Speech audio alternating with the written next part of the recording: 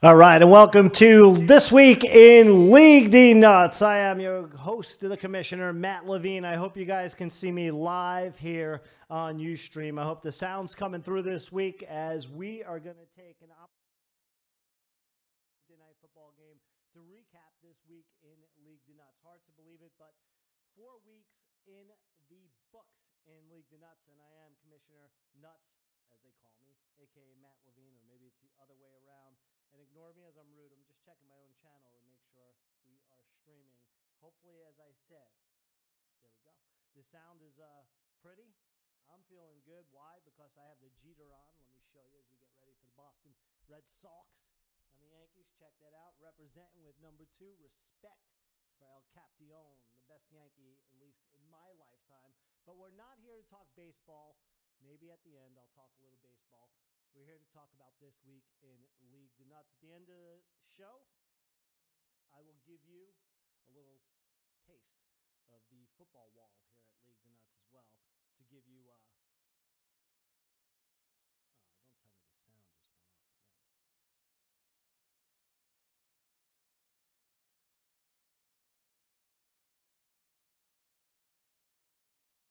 tell me the sound just went off again.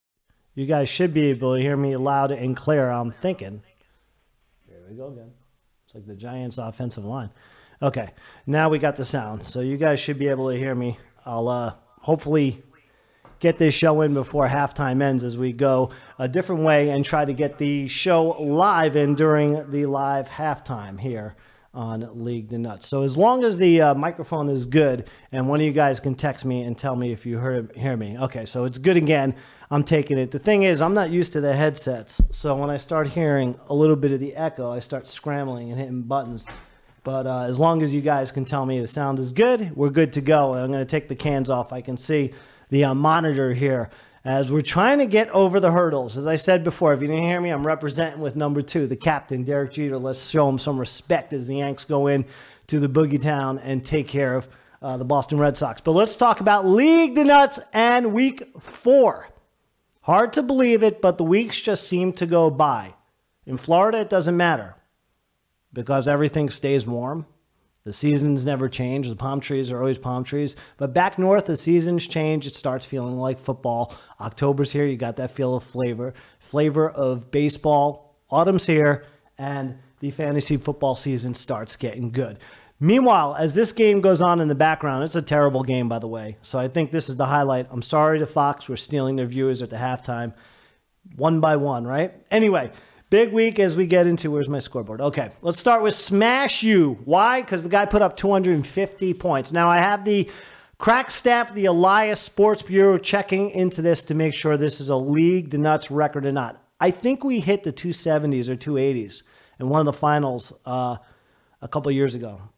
The Elias Sports Bureau does not care about us. I am the Elias Sports Bureau, and when I get off my ass this weekend, I'll check it out and try to get you guys a record, a historical perspective of who the highest scorer ever has been in League the Nuts history for 1 week. 5 guys over 30 points in this victory. George Kittle, who the hell is he? Well, he's a wide receiver, make it tight end on the San Francisco 49ers. Backup quarterback 6. Grabs 125, a touchdown, 41 points. Big win for Smash U. Just about anyone could have led the way. Roethlisberger, Antonio Brown, 33 points. Mermanators find out what it's like when Big Ben and Antonio go no-go as they suffer their first ever loss in League the Nuts history. They thought it was going to be easy. Shame on you. Meanwhile, Thielen groovy. Lights, camera, Kamara action.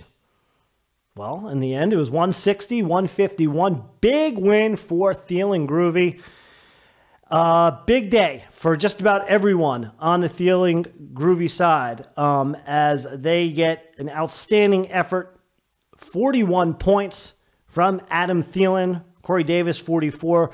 And interestingly enough, they leave 44 on the bench. Jared Cooks picked his one Sunday to go off, and Thielen left him on the bench. Didn't matter.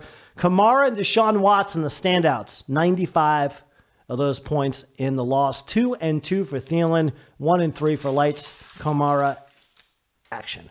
Meanwhile, Polk High, the only undefeated squad in the league right now, 4-0, drops Keldar. The final 185, 170, 1-3 for Keldar. The difference, I mentioned it last week, the kicker. Don't neglect your kicker, your defensive player, or your defensive unit. Justin Tucker, one of 7 guys in double figures, the Baltimore kicker, 16 points in the victory for Polk High School. That piece of paper I just tossed, Molly's got it. She's eating it, but I'm not going to stop the show. She'll enjoy the paper now, probably get sick later. Anyway, Dingstown, Loopy's Legends, Dingstown. Through 226, 169. Goff, Tate, take your pick. 53 points, 47 points. Cooper Cup going off. 106 points left on the bench for Dingstown. Last week they left 89 on the bench.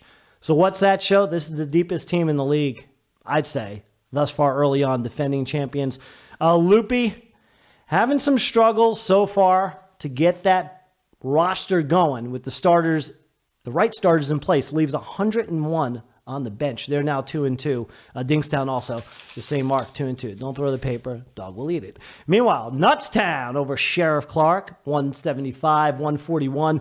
I said to you guys in this week, one of the emails, or last week, it was like sitting at a hot craps table where the roller was there forever because everyone seemed to cash in last week on that Thursday nighter. This one doesn't have the feel of that Thursday nighter whatsoever. This one stinks. Last week was awesome from the get-go.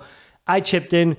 Cook the jerk. Cousins, 41 points. My man Hopkins, again, 45 points for the Houston Texans. Almost said Astros. Yours truly, 2-2. Sheriff, 1-3 on the season. Not such a good day for the running backs. Connor and Howard, 11 combined points. Interesting, too, the Le'Veon Bell factor stuck on, he's looking for the money factory, stuck on Sheriff Clark's bench. Interesting. We'll see how that develops as Le'Veon makes his return, perhaps back to the Steelers. Meanwhile, the final game of the week, a 179-120 throttling by Clark Kent over Yonkers. Clark Kent, who drafted just about every one of the greatest defensive players in League Nuts draft history, during his auto draft, improves to 1-3. They're still alive. Yonkers falls to 2-2. 6 guys in double figures. Taylor Gabriel, a career day, 42 points for Clark Kent, who gets the victory. Big week ahead. Let's take a break and show you the greatest wall maybe in football history, and then we'll get to the week ahead, and then we'll end the show and get back to the second half of a horrible football game and hope it's a wacky, wild Monday night finish. There you go. So that's the wall right there, the football wall. Just a little distraction. I'm trying to add the elements as I go. But the greatest picture right there in the middle, LT, get the mini helmets. Joe Dinello's in the corner. This is the commercial camera, not the high-grade broadcast camera, but I'm just giving you a little taste to divert, show off the fun stuff. Anyway, let's get to the picks in Week 5. As I said, it's hard to believe it's already Week 4. Week 5 has us with Polk versus Nutz. Big one for Nutztown, looking to hold on to first in the Haganah. Polk, a 3-game lead in Furley Roper right now. This one has Nutz, surprisingly, but 21.5. I asked our guest picker of the week, the Yonkers shotgunners, who would win. He said Polk High and Al Bundy, with his hands in his pants, they crush Nutztown by 25. We'll see. I think the big matchup here is Kirk versus Mahomes.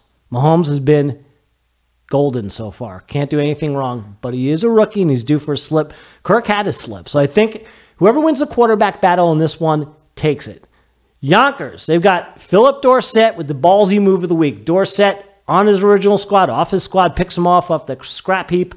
He has, what does he have? I think he has 8 points, something like that. He's just around double digits for the Patriots in their big commanding first half.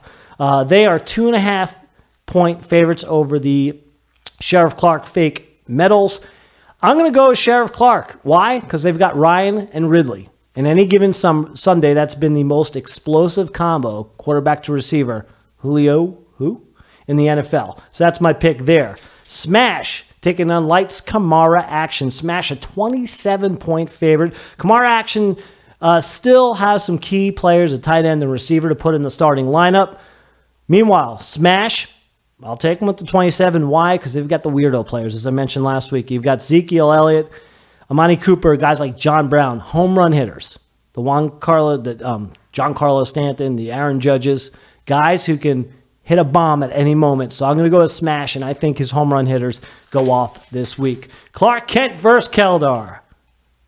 Big question. Fournette, does he play? Doesn't he play? Does he play? Doesn't he play? Does he play? Doesn't he play? Is Clark Kent going to draft defense? He already did that. Is he going to set his roster? I don't know. 37.5 point underdog. I think Keldar cleans up this weekend. Clark Kent goes back to his losing ways.